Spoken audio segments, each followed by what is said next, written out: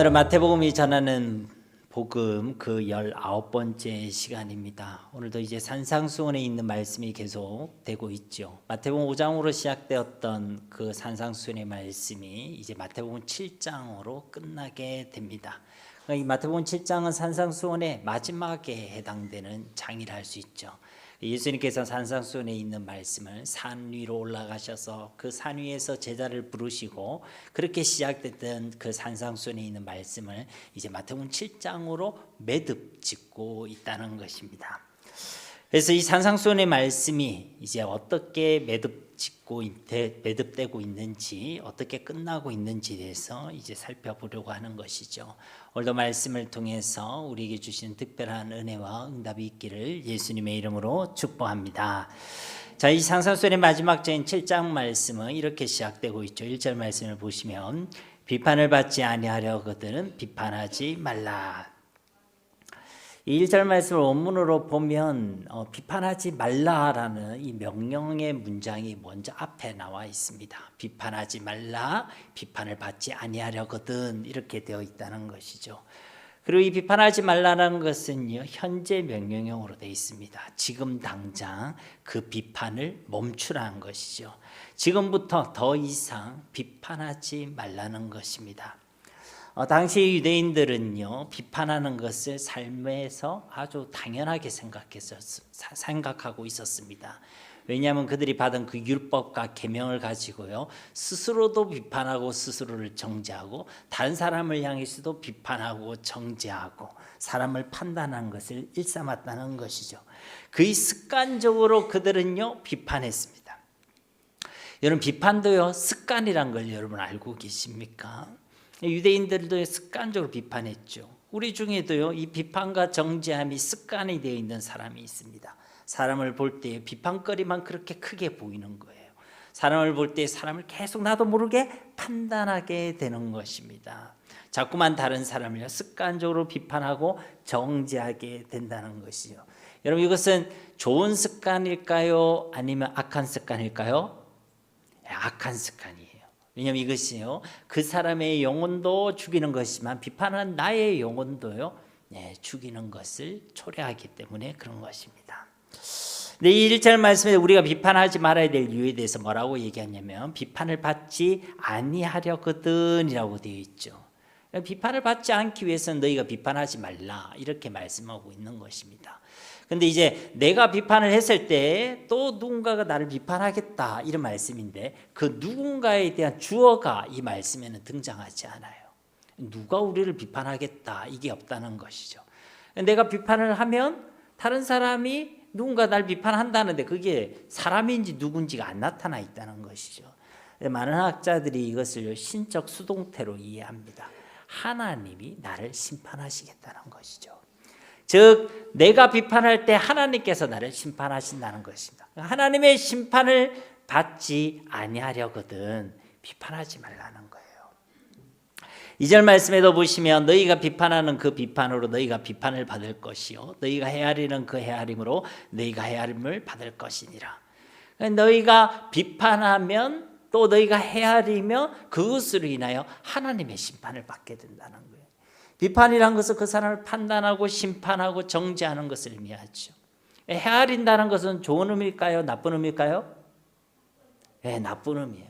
헤아린다는 이 말을 저는 예전에 우리가 그 사람을 이해하면 하나님이 나를 이해해 주시고 이해라고 생각했는데 나중에 보니까 이게 그 말이 아니더라고요. 헤아린다는 것은요, 계산하고 측량하는 것을 얘기하는 거예요. 우리가 숫자를 헤아린다 그런 말이 있죠. 그 사람을 볼 때요, 계산하고 측량하는 사람들이 있다는 것입니다. 사람을 어떤 사람 그러잖아요. 난 딱 보면 안다 이런 사람이 있잖아요. 그 사람이 사실은 악한 것이죠. 사람을 딱 보면 난 저 사람 대충 견적이 나와 이런 사람이 있죠. 딱 헤아려지는 사람이 있습니다. 자신만의 기준으로 세상의 기준으로 사람을 딱 틀에 집어넣고 나름대로 자기만의 사람들을 분류하는 사람들이 있죠. A급, B급, C급 이렇게 나누는 거죠. 여러분은 사람을 그렇게 분류하지 않죠. 하더라도 지금 내색하시면 안 돼요. 나도 모르게 그렇게 사람을 분류할 수 있습니다. 저 사람이 나에게 이익이 되는 사람인지 그렇지 않은지, 내 마음에 드는 사람인지 내 마음에 들지 않는 사람인지, 하여튼 나한테 좋은 사람은 좋은 사람이고 나한테 안 좋은 사람은 안 좋은 사람이고, 딱 그 사람들을요 계산하고 측량하고 분류하고 판단한 사람이 있다는 것이죠. 이거 하나님께서 기뻐하시지 않는다는 것입니다. 그 헤아림으로 하나님께서 심판하신다는 것이죠. 예수님께서는요 오늘 이 7장 이 산상수훈을 마무리하면서요 비판하지 말라라는 말로 시작하고 있다는 것에 우리는 주목할 필요가 있습니다. 우리가 이 앞에 보면요 예수님께서 말씀하신 것들을 보면 우리 하나님의 복을 받은 우리가 어떤 삶의 열매를 맺고 살아가야 하는지에 대해서 말씀해 주셨죠. 그래서 보면 복 있는 사람은 이런 사람이다. 그래서 이런 삶의 열매를 맺어야 한다. 너희가 세상의 소금이고 세상의 빛이니까 착한 행실의 열매를 맺고 살아가야 한다. 또 너희가 바리새인과 서기관보다 더 나아야 한다. 더 나은 의를 가진 삶을 살아내어야 한다. 구제도 기도도 금식도 다 하나님 앞에서 해야 한다. 사람 그리고 세상의 영광을 위해서가 아니라 하나님의 의와 하나님의 나라를 구해야 된다. 그런 말씀을 주셨지 않습니까? 그죠? 근데 그 말씀을 주시고 나서 그리고 첫 시작의 말씀이 비판하지 말라는 거예요. 왜 이런 말씀을 하셨을까? 여러분 우리는요 하나님께서 우리에게 복음의 말씀을 주셔도요 우리는 그 말씀을 율법으로 듣습니다. 그러니까 앞에 실컷 복음의 말씀을 했는데 우리는 그 말씀을 가지고요 스스로를 향해서도 다른 사람을 향해서도 율법의 시선을 가지고 비판을 한다는 것이죠. 왜 저 사람은 심령이 가난하지 않지? 왜 저 사람은 소금처럼 살지 않지? 왜 저 사람은 빛으로 살지 않지? 스스로를 향해서도 나는 왜 세상에다 이 땅에다 보물을 쌓고 살지? 계속요 이 말씀을 가지고 하나님은 복음의 말씀으로 주셨는데 그 복음을 가지고 다른 사람을 비판하고 정죄하고 스스로를 판단하고 스스로를 정죄하고 그렇게 살아간다는 것이죠. 그래서 예수님께서는요 그 모든 말씀하시고 이제 안전장치로 이야기하는 것이죠. 비판하지 말라. 이 말씀은요 그 하나님의 말씀을 복음으로 들으라는 것입니다. 이런 복음은요 우리를 구원하고 우리를 자유하게 합니다. 그러나 율법은요 우리를 심판하고 우리를 구속하죠. 근데 우리는 자꾸만요 하나님의 말씀을 율법으로 듣습니다. 복음으로 듣지 못합니다. 하나님의 말씀을 기쁜 소식으로 하나님의 말씀으로 듣지 못한다는 것이죠. 우리가 나중에 6절 말씀을 통해서 이 부분은 다시 한번 또 살펴볼 것입니다.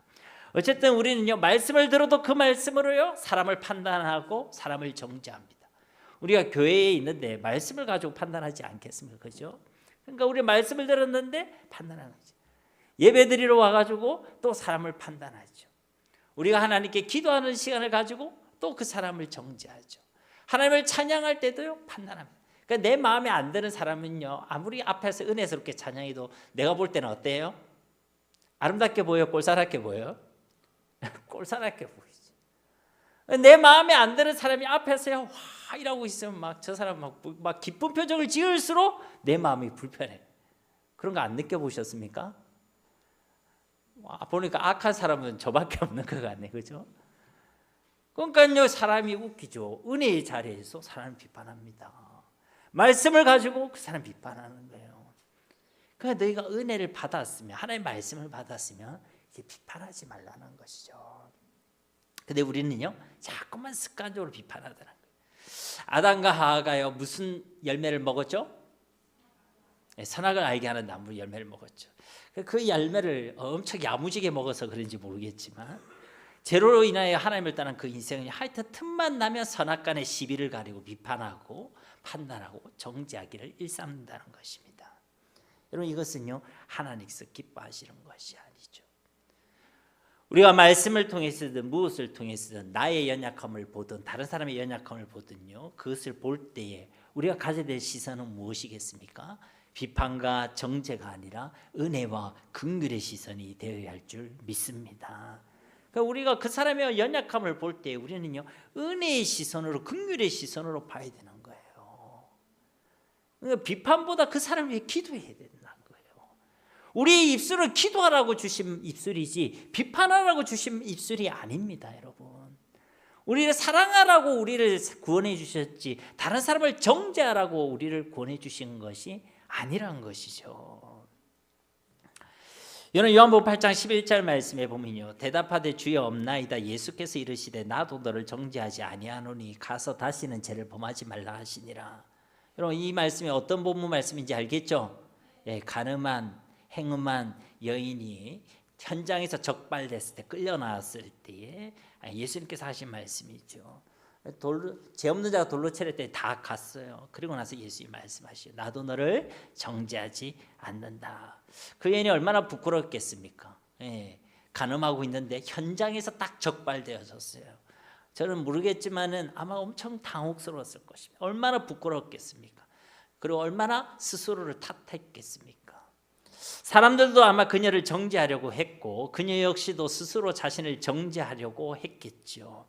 그런데 예수님께서요, 나도 너를 정죄하지 않는다라고 말씀하시죠.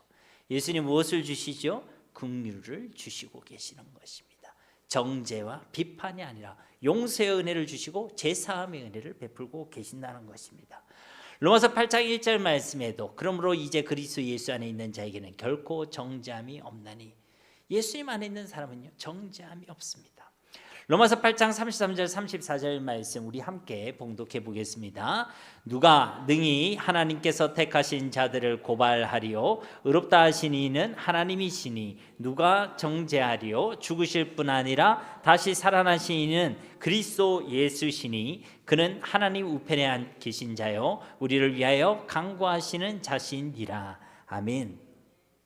하나님께서 의롭다고 하신 자들을 아무도 비판하고 정죄할 수 없다는 것입니다. 왜 그렇죠? 그렇게 죄인 되었던 우리를 용서하시기 위하여, 우리를 의롭다 하시기 위하여 우리 주 예수 그리스도께서 십자가에서 죽으시고 부활하셨기 때문이라는 것이죠.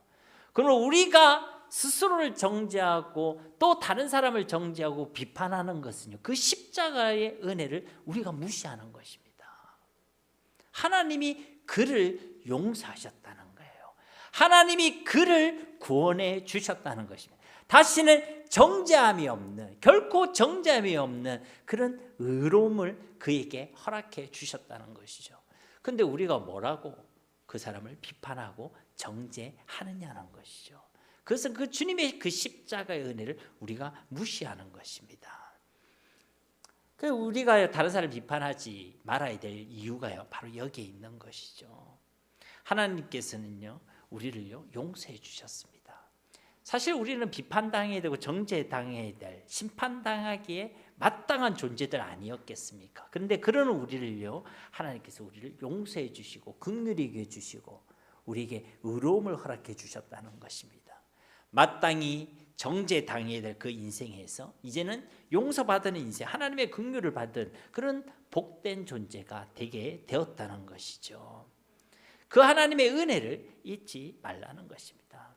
그 하나님의 은혜와 긍휼을 기억하는 사람은 어떻습니까? 비판하지 않겠죠.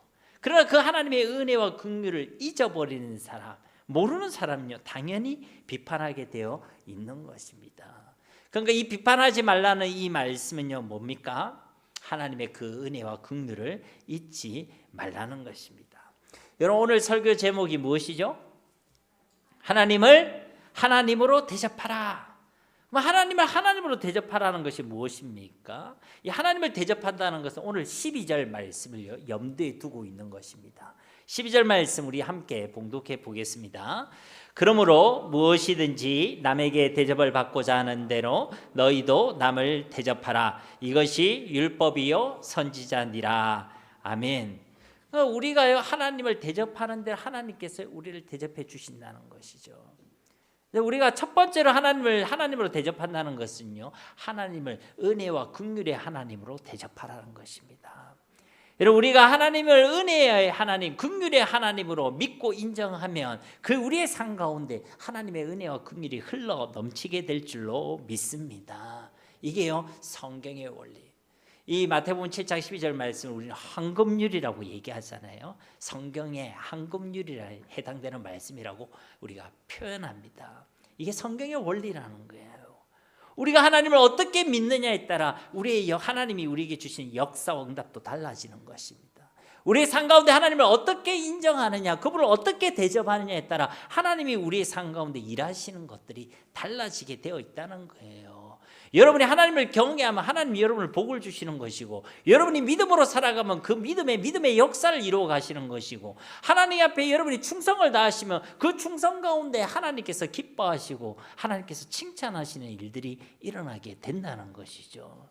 그러니까 우리가 하나님으로 대접하라. 그 첫 번째는 하나님을 은혜의 하나님, 긍휼의 하나님으로 대접하라는 것입니다. 두 번째로는요, 우리 하나님을요, 공의의 하나님, 심판의 주로 우리가 대접해야 될 줄로 믿습니다. 자, 오늘 말씀에 여러분 보시면요, 비판하지 말라 이렇게 되어 있잖아요, 그죠? 왜 우리가 비판하지 말아야 됩니까? 그 비판은요, 바로 하나님의 역할이기 때문에 그런 것입니다. 그러니까 우리가 비판한다는 것은 무엇입니까? 그 하나님의 자리에 우리가 올라가는 거예요. 야고보서 4장 11절 12절 말씀, 우리 야고보서 강의 때도 말씀을 나눴는데요. 자, 11절 말씀에 보시면, 형제들아 서로 비방하지 말라. 형제를 비방하는 자나 형제를 판단하는 자는 곧 율법을 비방하고 율법을 판단하는 것이라. 네가 만일 율법을 판단하면 율법의 준행자가 아니요 재판관이로다. 그러니까 이 말씀 뭡니까? 형제를 비판하고 판단하는 그 사람은 하나님의 말씀을 인정하는 사람이 아니란 것이죠. 오히려 그 율법, 하나님 말씀을 비방하고 판단하는 것이란 것입니다. 여러분, 무서운 말씀 아니겠습니까? 우리가 형제를 판단하는 거, 곧 하나님의 말씀을요, 하나님의 말씀으로 여기지 않는 거라는 거예요. 믿음이 아니란 것이죠. 불신앙의 열매란 것입니다. 우리가 사람을 비판하고 판단하고 정죄하는 것, 그것은요, 불신앙의 열매란 것입니다. 그러니까 만약에 여러분 가운데 비판하는 습관이 있다, 빨리 내어버려야 되는 것이죠. 그러니까 그 심판의 자리는요, 바로 하나님의 자리입니다. 이어진 12절 말씀 우리 함께 봉독해 보겠습니다. 입법자와 재판관은 오직 한 분이시니 능히 구원하기도 하시며 멸하기도 하시느니라. 너는 누구이기에 이웃을 판단하느냐. 아멘. 그러니까 입법자, 말씀과 계명을 주신 분도 하나님이시고, 그 말씀대로 우리를 심판하시는 분도 역시 하나님이시란 것입니다. 입법부도 하나님께 있는 것이고 사법부도 하나님께 있는 것이고, 그런데 너는 누구냐라고 얘기하는 것이죠. 넌 누군데 그렇게 사람을 판단하고 있느냐? 너는 누군데 너 스스로를 그렇게 정죄하고 있느냐? 여러분, 자신을 그렇게 정죄하는 것도요, 좋은 신앙이 아닙니다. 예수 믿는 사람들은요, 괜히 예수님 안 믿는 사람보다요, 자신을 더 괴롭히는 사람들이 많아요. 심한 사람들 보면 막 고행하는 사람들이 있잖아요. 우리는 그렇게 안 하는데, 고난주간 사순절 절기 되면요, 막 자신을 막 이렇게 학대하는 사람들이 있습니다. 괜히 막 유리 깨진데 막 걸어 다니면서 주님의 십자가를 묵상하고 자신도 십자가의 고통을 당해보겠다면서 막 가시관을 막 쓰고 다니고 하는 사람들이 있죠. 여러분, 그 예수님의 십자가를 묵상한다는 측면에서는요, 이해는 되지만요, 동의할 수는 없습니다. 주님이 우리 십자가 지신 이유는 우리를 그렇게 고통스럽게 하기 위해서 십자가에 돌아가신 게 아니에요. 우리의 기쁨과 즐거움과 자유함을 주시기 위해 그렇게 주셨죠. 말씀을 받은 사람이요, 그 말씀 가지고 오히려 더 자신을 괴롭히는 사람들이 있습니다. 예수 믿는 사람들이 자신을 끊임없이 괴롭혀요. 제가 예전에 그랬습니다. 그래서 제가 신대원 1학년 때요, 삶을 이렇게 나누는데 늘 나눔 가운데 그런 나눔을 했거든요. 내가 부족합니다. 내가 거룩하지 못합니다. 내가 이랬습니다. 그래서 누군가가 저한테 와서 얘기해 주더라고요. 근데 신대원길에는 사역을 안 해도 다 전도사라고 하거든요. 그래서 전도사님, 전도사님처럼 신앙생활을 하면 신앙생활 참 괴로울 것 같습니다. 근데 그 말 들었는데 두 가지 마음이 들더라고요. 하나는 갑자기 화가 나고, 나는 이게 내 신앙이라 생각했는데, 또 하나는요, 뭔가 전곡을 찔린 듯한 뭔가 가슴에 뜨끔한 게 생기더라고요. 그 말을 두고 제가 가만가만히 생각해 봤거든요. 그러니까 제가 보니까 신앙생활을 엉터리로, 복음을 엉터리로 생각하고 있더라고요. 나의 나름대로 신실하게 거룩하게 살려고 한 것까지는 좋은데 그게 또 복음에 매어버린 거예요. 진리는 우리를 자유하게 하는 것인데 그 말씀으로 내 자신을 끊임없이 올가매는 거예요. 그러니까 신앙생활 기쁘지 않죠. 기쁘지 않죠. 늘 내 탓하면 자기를 지어봤죠. 이런 사람의 특징이 있습니다. 영적인 자존감이요 엄청났습니다. 바닥이죠, 바닥. 그러니까 그는 하나님 기뻐하시는 거 아닙니다. 그는 하나님이 하실 일이에요. 스스로 나를 판단하실 분도, 나를 정죄하실 분도, 다른 사람을 판단하실 분, 다른 사람을 정죄하실 분도요. 심판주는 오직 하나님이시라는 것이죠. 그래서 우리가 하나님을 하나님으로 대접하라는 것은요, 그 하나님을 공의의 하나님, 심판하신 주로 대접하라는 것입니다. 야고보서 4장 10절 말씀에 보면요, 주 앞에서 낮추라. 그리하면 주께서 너희를 높이시리라. 오늘 본문 말씀 중 어느 절 말씀과 비슷하죠? 이 말씀이요.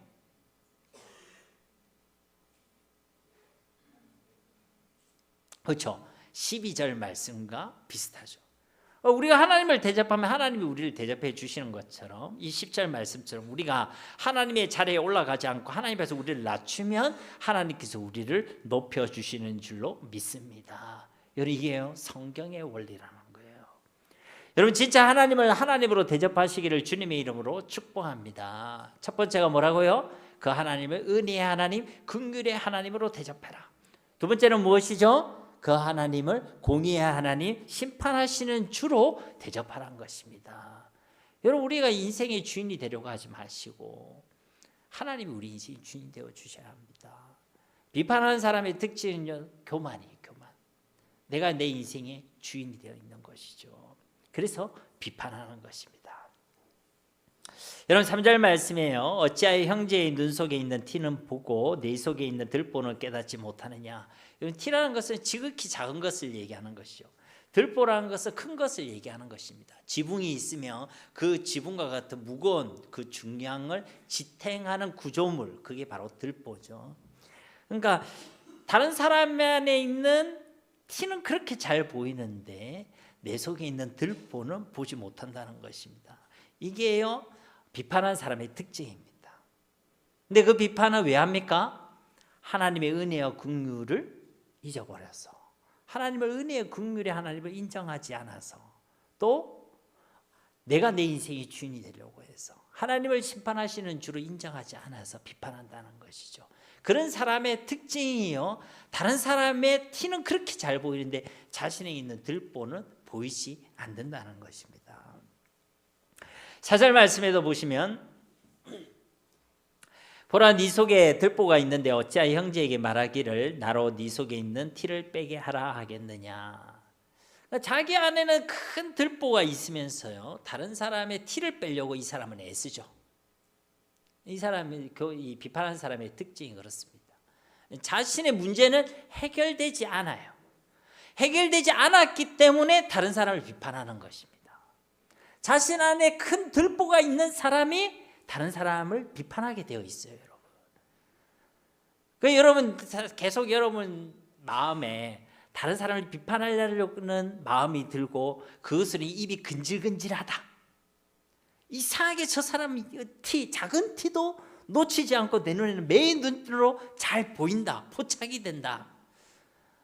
여러분, 무엇을 진단하면 되냐면, 내 안에 들보가 있구나. 내 안에 아직 해결되지 않은 문제가 있구나. 그렇게 생각하는 게 맞습니다.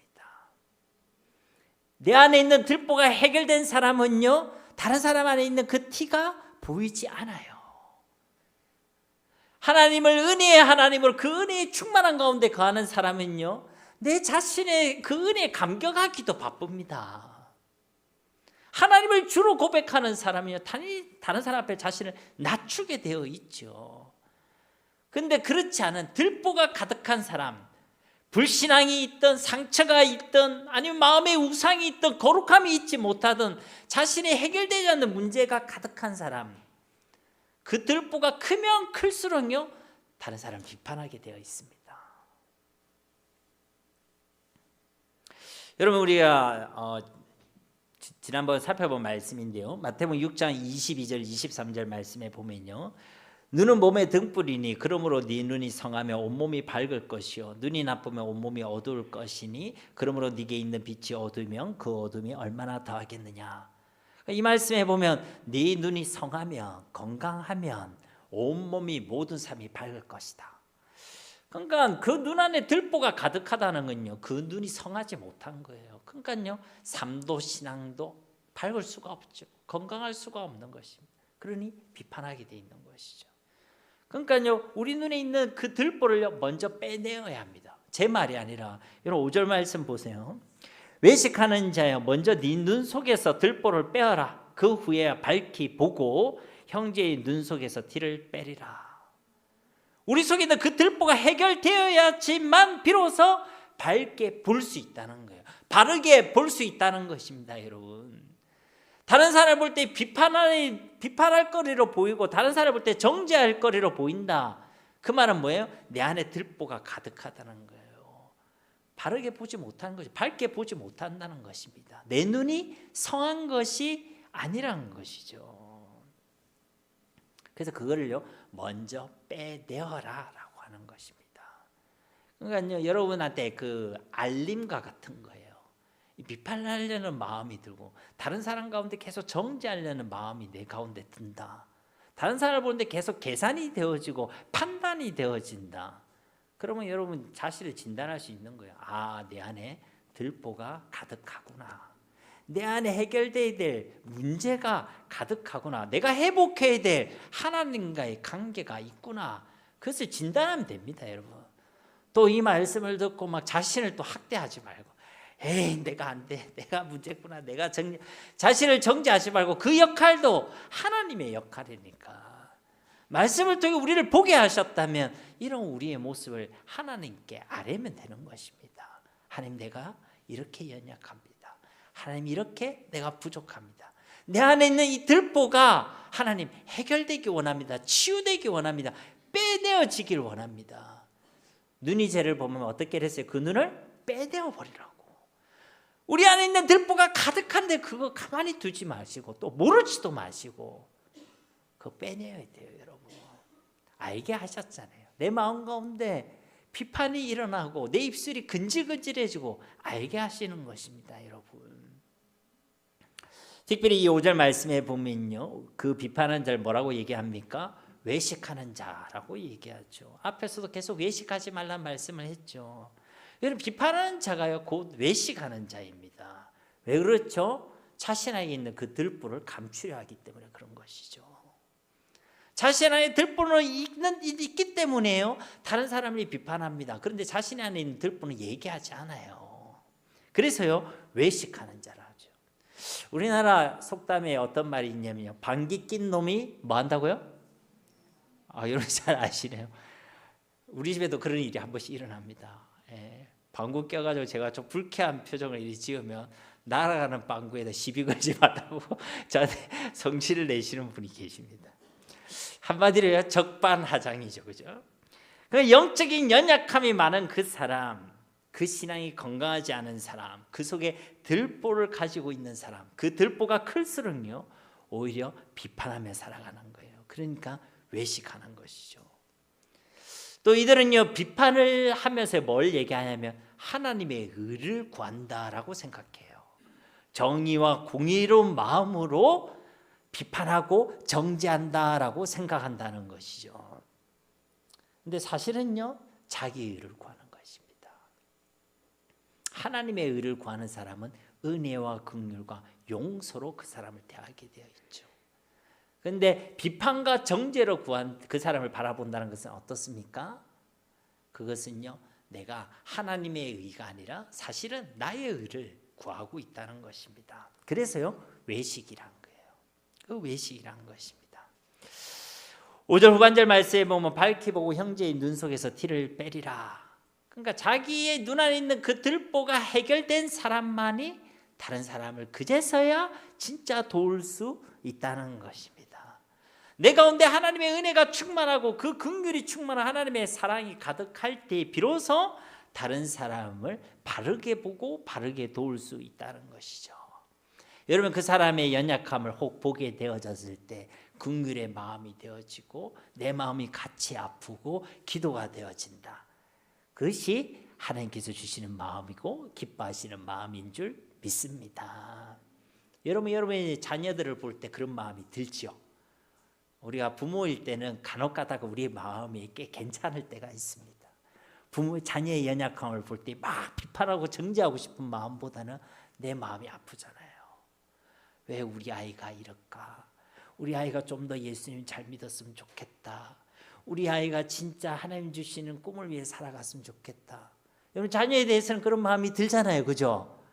에이 저거 예수도 안 믿고 저 땅으로 살아가 가다가 코나 깨져라 이렇게 비판 안 하죠. 정죄 안 하죠. 네 이 땅으로 살아야 되겠냐 이렇게 안 하죠. 마음이 아프고 애통한 마음이 되기 때문에 자녀를 위해 그렇게 기도하게 됩니다. 그렇게 눈물을 흘리게 됩니다. 맞아요, 안 맞아요? 맞죠? 근데 그 자녀를 향해서뿐만 아니라 다른 사람을 향해서도 그런 마음을 가지고 우리가 신앙생활하는 것이 하나님께서 기뻐하시는 것이란 것입니다. 자, 6절 말씀 우리 함께 봉독하도록 하겠습니다. 거룩한 것을 개에게 주지 말며 너희 진주를 돼지 앞에서 던지지 말라. 그들이 그것을 발로 밟고 돌이켜 너희를 찢어 상하게 할까 염려하라. 아멘.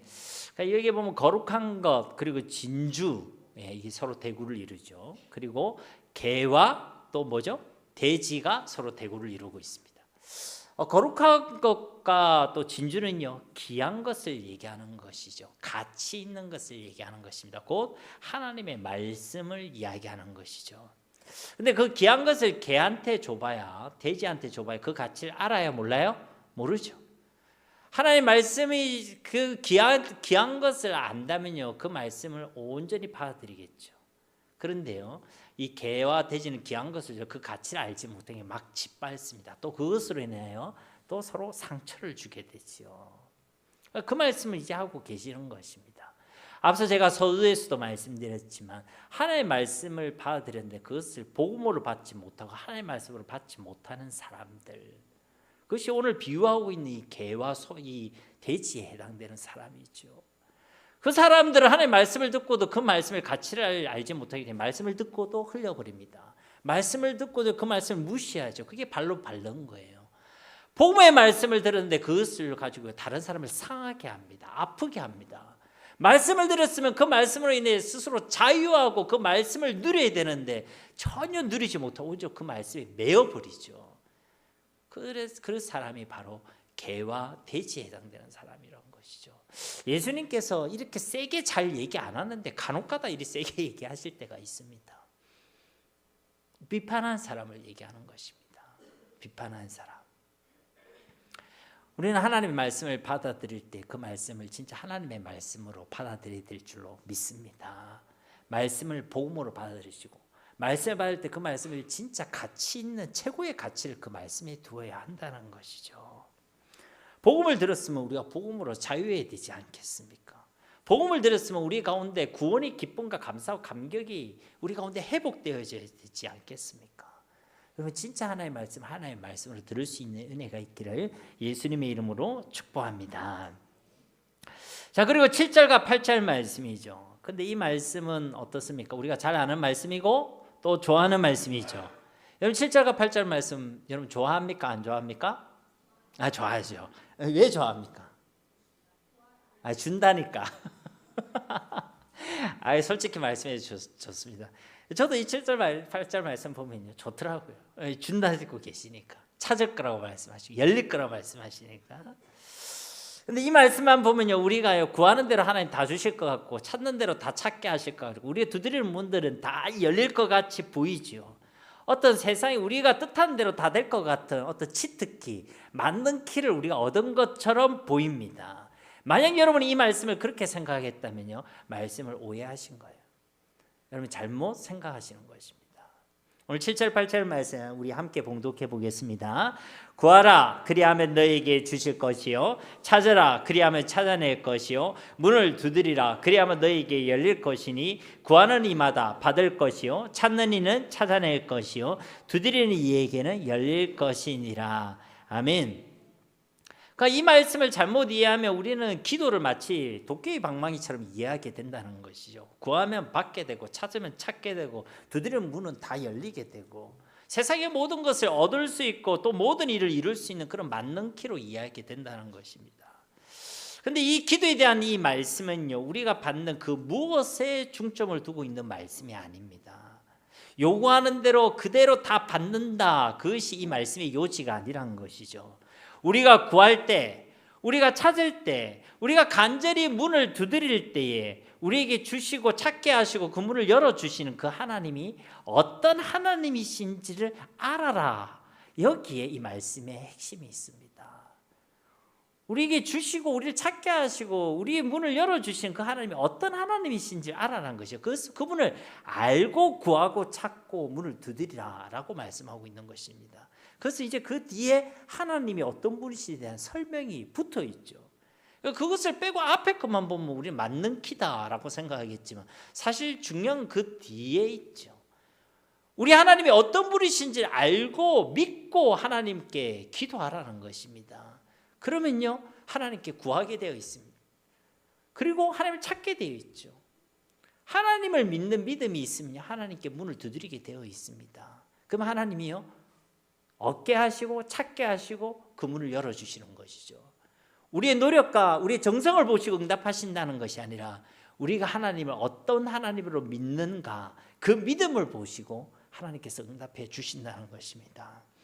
요즘 9절 보면요 너희 중에 누가 아들이 떡을 달라 하는데 돌을 주며 10절에도 생선을 달라 하는데 뱀을 줄 사람이 있겠느냐 11절에 너희가 악한 자라도 좋은 것으로 자식이 줄 줄 알거든 하물며 하늘에 계신 너희 아버지께서 구하는 자에게 좋은 것으로 주시지 않겠느냐.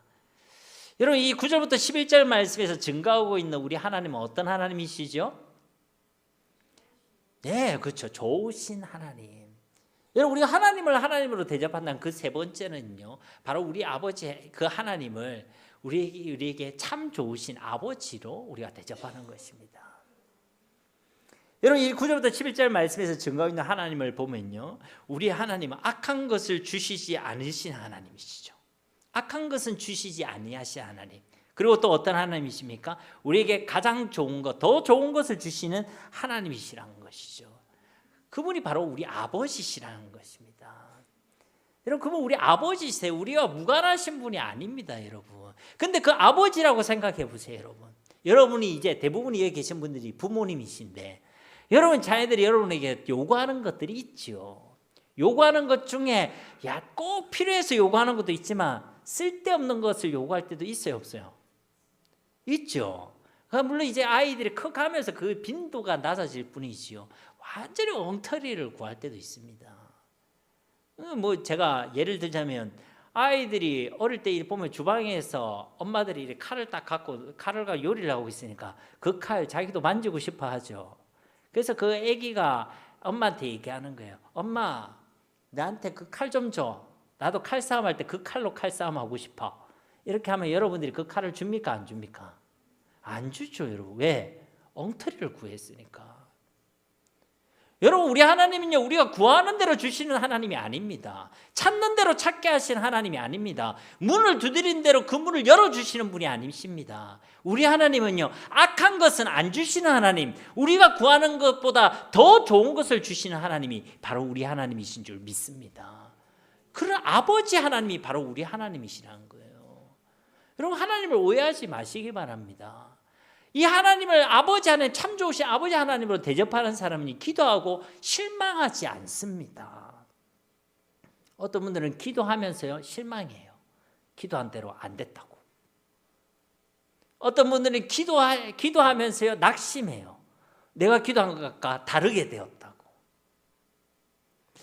이번 주에 제가요 어떤 오래전부터 알던 한 집사님을 만났는데 그 집사님께서 이제 연세도 있으시고 또 가정의 일들도 있으시고 하셔가지고 그간 하시던 개인적인 사업을 정리를 하셨더라고요. 가게를 하고 계셨는데 정리를 하셨어요. 근데 이제 정리하는 과정에 이분이 믿음이 있으시기 때문에 기도하셨겠죠. 네, 기도를 하셨어요. 기도하시면서 하나님 이 가게 정리하면서 권리금도 좀 많이 받게 해주시고 또 정리할 때 잘 정리되게 해달라고 그렇게 기도해 주셨다는 거예요. 근데 이제 그래서 정리를 하셨는데 권리금을 못 받았다는 거예요. 권리금을 자기는 많이 받기 원했는데 권리금을 제대로 못 받았다는 겁니다. 그래서 이제 저는 이분이 기도하고 실망하셨는가 보다 싶어가지고 위로해드리겠다 싶어 얼굴을 봤는데 얼굴 표정이 전혀 실망한 표정이 아닌 거예요. 그래서 제가 무슨 어떤 좀 온도로 얘기하신지 몰라서 감감이 들으니까, 그런데 목사님, 제가 얼마나 감사한지 모릅니다. 제가 권리금이나 이 부분은 제가 원하는 데 되지 않았지만요, 그 진행되는 모든 과정 속에 하나님이 나와 함께 하심을 내가 느낄 수 있었습니다. 얼마나 평안하게 하시는지 모릅니다. 여러분, 그렇죠. 우리 아버지 하나님은요, 우리에게 가장 좋은 것을 주시고 더 좋은 것을 주시는 하나님이신 줄 믿습니다. 악한 것은 주시지 아니하시는 하나님이에요. 그러니까 우리 자꾸만 우리 하나님을 무슨 우리가 원하는 대로 도와주시고 원하는 대로 되게 하시는 도깨비 방망이처럼 얘기하는데, 그렇지 않습니다. 물론 우리가 기도한 대로 하나님 응답하시기도 하세요. 그렇죠? 그럼 분명한 것은 무엇입니까? 악한 것은 안 주시는 아버지 하나님, 그리고 우리가 구하는 것보다 더 좋은 것, 가장 좋은 것을 주시는 아버지 하나님, 참 좋으신 아버지 하나님이 바로 우리의 하나님이신 줄 믿습니다. 우리는 그 하나님을 알고 기도해야 되는 거예요. 주님이 우리에게 가르쳐 주신 기도도 생각해 보세요. 마태복음 6장 9절에 보면, 그러므로 너희는 이렇게 기도하라. 하늘에 계신 우리 아버지여, 이름이 거룩하길 받으시오며. 기도를 시작하는 그때부터 우리 하나님이 아버지 하나님인 것을 알고 기도해라는 거예요. 악한 것은 주지 않으시고 우리에게 가장 좋은 것, 더 좋은 것을 주시는 분이 바로 우리 하나님이시라는 것이죠. 로마서 8장에도 보면요, 우리는 빌바를 알지 못한다고 그러잖아요. 우리는 엉터리로 기도하는 사람들입니다. 그래서 하나님 안 주시는 거예요. 야고보서 1장에도 그러잖아요. 우리 잘못된 기도, 우리 정욕으로 구하는 기도는 하나님 응답하시지 않는다고. 그러니까요, 기도 가운데 낙심할 필요 없습니다. 기도하면서 원망할 필요도 없습니다. 기도하면서 절망할 필요도 없죠. 우리가 계속 기도하면서 낙심하고 지치고 기도하면서 원망하고 불평하는 이유는요, 우리 아버지 하나님을 몰라서 그렇습니다. 그분이 참 좋으신 아버지 하나님인 것을 내가 모르고 내가 오해하고 있기 때문에 우리는요, 기도하면서도 낙심하는 거예요. 여러분, 기도를 오해하지 않으시기를 예수님의 이름으로 축복합니다. 12절 말씀 함께 봉독합니다. 그러므로 무엇이든지 남에게 대접을 받고자 하는 대로 너희도 남을 대접하라. 이것이 율법이요 선지자니라. 아멘. 이 말씀을 한글로 이렇게 번역해놔서 그런데, 남을 대접을 받기 위해서 그것을 목적으로 너희는 남을 대접해라, 이런 말씀이 아닙니다. 이 말씀의 핵심은요, 남을 대접하라는 것에 있죠. 대접을 내가 받든지 못 받든지 상관없이 남을 먼저 대접하라는 것입니다. 그 이유는 분명하죠. 그것이 율법과 선지자라는 거예요. 율법과 선지자가 뭐라고 했죠? 네, 그렇죠. 구약, 하나님의 말씀. 하나님의 말씀의 핵심이 바로 남을 대접하라는 거예요. 그런데 여러분, 마태복음에 보면 이와 또 똑같은 표현이 하나 있죠. 마태복음 22장 40절 말씀에 보면, 이 두 계명이 온 율법과 선지자의 강령이니라. 아멘. 이 두 계명이 뭐죠? 그러니까 이 두 계명이 뭡니까? 첫째 계명은 하나님 사랑, 둘째 계명은 이웃 사랑. 이제 여러분이 수준이 많이 올라온 것 같습니다. 그죠? 그러니까 이 하나님을 사랑하고 이웃을 사랑하는 게 온 율법과 선지자의 강령이라는 거예요. 근데 예수님이 이랬다 저랬다 하는 겁니까 지금? 아니, 이 12절에서는 대접하는 것이 율법과 선지자라고 얘기했는데, 여기서는 사랑하는 것이 율법과 선지자. 여러분, 서로 다른 말입니까? 같은 말입니까? 아니, 같은 말이에요. 그러니까 여기서 지금 대접하라는 것의 본인은요, 사랑입니다. 사랑. 하나님을 하나님으로 대접하는 거, 사람을 사랑으로 대접하는 거, 그것이요 온 율법과 선지자라는 거예요. 여러분, 그렇게 우리가 대접하면, 그렇게 우리가 사랑하면 하나님이 우리를 대접해 주는 거, 그것이 황금률, 바로 성경의 원리란 것입니다. 말씀의 원리인 줄 믿습니다. 그러니 여러분, 하나님을 하나님으로 대접하시기를 주님의 이름으로 축복합니다. 하나님을 하나님으로 대접한다는 것, 첫째는 뭐였습니까? 하나님을 은혜와 긍휼의 하나님으로 인정하라는 것이죠. 두 번째는 무엇이었죠? 그 하나님을 공의의 하나님, 심판의 주로 인정하라는 것입니다. 세 번째는 무엇이었죠? 그 하나님을 참 좋으신 아버지 하나님으로 인정하라는 것입니다. 그렇게 하나님을 인정하는, 하나님을 대접하는 사람은 당연하게도 우리의 이웃을 대접하게 되는 줄로 믿습니다. 그렇죠? 여러분, 우리 하나님이 우리를 먼저 대접해 주셨어요. 우리 대접받을 자격이 있었어요, 없었어요? 없었습니다, 여러분. 어떠한 자격도 없어요. 우리는 죄인이었습니다. 사망 가운데 거하던 자들이었습니다. 하나님을 대적하여 원수된 자들이었습니다. 그런데 하나님은 우리를 대접해 주셨어요. 얼마만큼 대접해 주셨습니까? 생명을 다해 자기 아들을 내어주시기까지, 지금도 성령으로 우리 가운데 함께 계시기까지, 지금도 우리를 대접하고 계시는 분이 우리 하나님이십니다. 그렇게 우리를 사랑해 주셨다는 거예요. 우리는 마땅히 하나님을 대접해야 되겠죠. 그리고 그 사랑으로 우리 이웃을 대접해야 될 줄로 믿습니다. 여러분, 우리 이웃이라니까요, 뭔가 추상적일 수 있어요. 그 이웃의 첫 번째 대상은요, 우리 옆에 있는 우리 지체들입니다. 우리 공동체들을 대접하시기를 주님의 이름으로 축복합니다. 너와 나가 아닙니다. 우리입니다. 우리.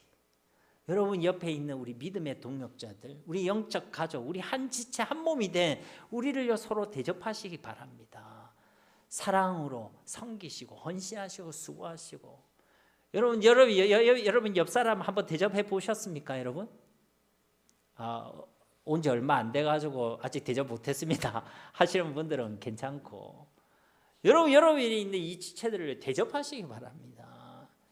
여러분, 셀 공동체도 모여가지고요, 서로 대접하세요. 대접 모여가지고 여러분들 같이 대접하세요. 전혀 여러분들 보고 뭐라 하지 않습니다. 같이 많이 먹고 마시고. 제가 이번에 그 어떤 이제 목사님들을 만나가지고 이제 공동체에 대한 이런 이야기를 했거든요. 그래서 이제 얘기들을 하는데, 이제 그 한 목사님 그렇게 얘기하시더라고요. 우리가 공동체가 참 안 됐는데 지금 그래도 가족 같은 분위기가 됐다, 그리 말씀하셔서 어떻게 그랬습니까? 이랬더니 서로 대접했다는 거예요. 대접을 뭐 했습니까? 많이 먹으러 다녔다는 거예요. 많이 먹으러 다녔다는 거예요. 제가 아주 공감했습니다. 아주 공감했습니다. 여러분, 서로를 대접하시기를 주님의 이름으로 축복합니다. 1년이 지났는데 아직도 여러분끼리 대접하는 게 없다, 여러분 회개하시고 1년이 지나가기 전에 서로 대접하시고. 그리고 그 다음 우리의 이웃은 어디입니까? 믿지 않는 자들, 예수님 믿지 않는 자들. 여러분, 그분들을 대접하시기를 주님의 이름으로 축복합니다. 여러분, 전도는요, 교회에 데리고 오는 게 아닙니다. 전도는요, 대접하는 거예요. 사랑하는 것입니다. 내가 이만큼 대접했으니까 네가 양심이 있으면 교회 좀 와라, 이런 게 아니고, 그 사람이 교회 오든 예수님 믿든 안 믿든 우리는 그런 목적을 가지고는 있지만은 사랑하기 때문에 그 사람을 대접하고 수고하는 것, 그것이 하나님께서 가장 기뻐하시는 일인 줄로 믿습니다. 우리가 광고 시간에도 얘기하겠지만 3월부터 이제 우리가 현장 전도를 다시 시작하려고 합니다. 그래서 이번 3월에 시작을 딱 하려고 했는데, 마침 제 아시는 목사님께서 그 이제 붕어빵 전도를 하시더라고요, 그분은. 근데 붕어빵 전도를 하시면서 뭘 하냐면 이제 조금 개척교회, 미자립교회 가가지고 한 번씩 이렇게 전도를 도와주시기도 하세요. 그래서 이제 우리 교회도 한번 오고 싶다고 말씀하시더라고요. 그래서 우리가 뭐 준비해야 됩니까 하니까 아무것도 준비 안 해도 된대. 붕어빵 기계랑 붕어빵 재료랑 다 들고 오신대요. 그러니까 그럼 우리가 뭐 하면 됩니까 하니까 사람만 있으면 된대. 아, 그래요? 그래서 이제 사람을 이제 모으겠어요. 몇 명 좀 되냐고 그러더라고요. 그리고 우리 보통 전도할 때 많으면 뭐 한 4-5명, 적으면 2-3명 이리 모입니다. 이랬더니 그러면 딱 좋다는 거예요. 딱 좋다는 거예요. 그리고 오셔가지고 또 우리 성도님, 오시는 성도님들한테 식사도 대접하시겠다고 하시더라고요. 감사해요, 안 감사해요? 신천지 아닙니다, 여러분. 표정이 뭐 그런 사람들이 있지, 뭐 이런 표정인데 신천지 아니고. 그러니까 여러분, 우리 그 시간에요, 다시 우리가 그 시간에 또 함께 나와서 우리 이웃들을 대접하는 그 일에 우리가 함께 했으면 좋겠습니다.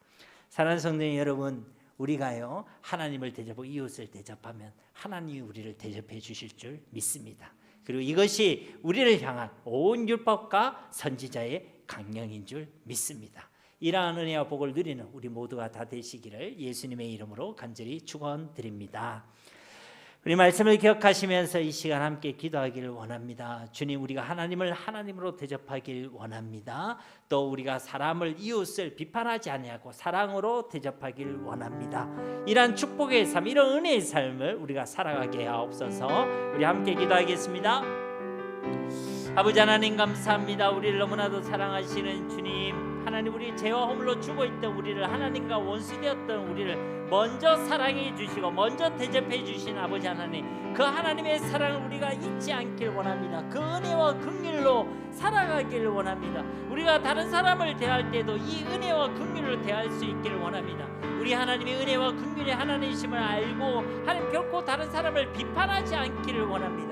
또 우리 속에 있는 들보를 먼저 해결하기를 원합니다. 우리의 연약함, 우리의 부족함, 우리의 불신함과 우리의 교만함들을 무너뜨려 주시고 우리가 다른 사람을 사랑하고 그 사람을 사랑으로 섬길 수 있는 주의 백성들로 살아가게 하여 주시옵소서. 우리가 우리 인생의 주인이 아니라 하나님이 우리 인생의 주인이며 심판의 주가 되심을 우리가 인정하며 살아가기를 원합니다. 우리 아버지 하나님이 참 좋으신 아버지 하나님을 하나님 우리가 믿고 살아가길 원합니다. 기도 가운데 낙심하지 않게 하옵소서. 기도하면서 절망하지 않게 하옵소서. 기도하면서 지치지 아니하게 하여 주시옵소서. 우리 아버지 하나님이 가장 좋은 것을 주시고 더 좋은 것을 주시고 악한 것을 주시지 아니하시는 아버지 하나님을 알고 믿고 기도하게 하옵소서. 하나님, 우리가 하나님을 대접하기에 하나님 또 우리 이웃을 대접하는 삶을 살아가게 하옵소서. 우리 사랑하는 지체들을 사랑하고 섬기게 하시고 대접하게 하옵소서. 우리가 그리스도의 아름다운 공동체로 잘 세워지게 하옵소서.